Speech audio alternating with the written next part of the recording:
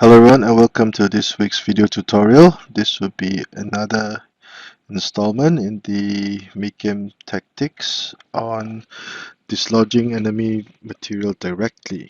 This is chapter 7, section 1, example 3. A quick analysis of the board would show that black was attacking.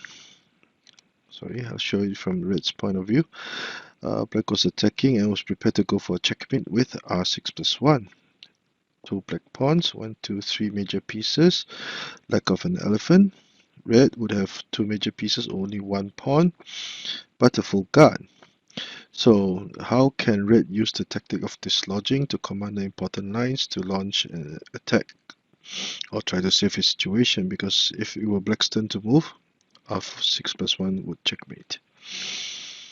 Now, the move given the book was a5 plus 4. Now this would be, it would appear that red would now prevent or temporarily halt black's checkmate threat. Now this move was also very enticing because black was trying, red would now also be given the chance to deliver a checkmate with r2 equals to 4. If the advisor advanced, checkmate by capturing the advisor. If the king moved, this would be a checkmate. Now, black would usually play r6 plus 1. Sorry, r6 minus 1 to capture the advisor. And once this was done, red would immediately deliver a check, another check. And by retreating the cannon, red would be prepared to play r2 equals to 4 to deliver a checkmate.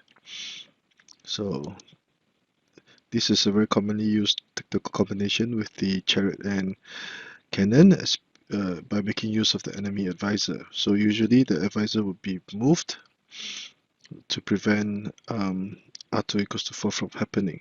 But in doing so, this would give the red cannon an open line. And red would be able to play c9 equals to 4 to threaten the black chariot, which would force it to move. And black would threaten to checkmate with r2 equals to 4. So red cannot prevent black cannot prevent red's impending checkmate. So this example is quite nice.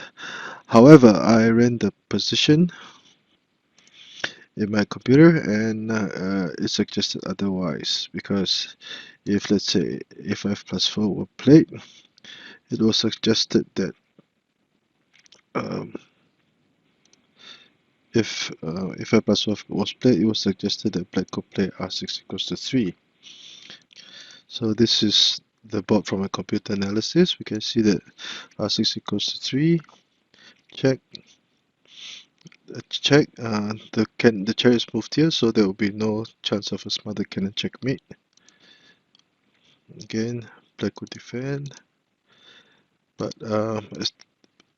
all in all, black will still gain a significant advantage of about 500 points. So the correct move in this situation for black will be to play r6 equals to 3. Now capturing the chariot, capturing the advisor is also still applicable for black, but red would have turned the tables, and the moves given by the computer program, say, okay, if black captured the advisor, red will go for the checkmate. Sacrifice the horse.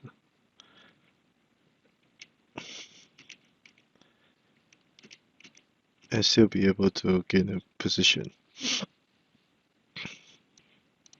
Now the reason for sacrificing the horse, let's go back a little again, was that after sacrificing the horse, the chariot will now be blocked by the pawn. So black would essentially have sacrificed his pawn and horse, but he would manage to salvage himself and prevent the scooping moon checkmate.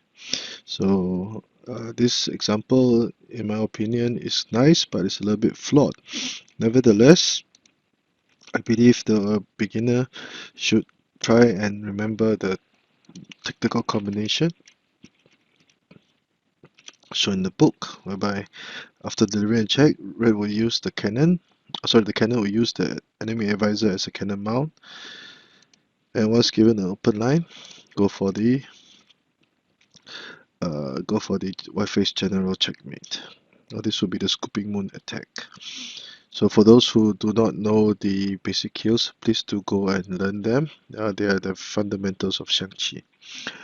So I hope you enjoyed this short lesson, and if you like the work that I've been doing, please do subscribe to my channel and give this video a thumbs up. Thank you.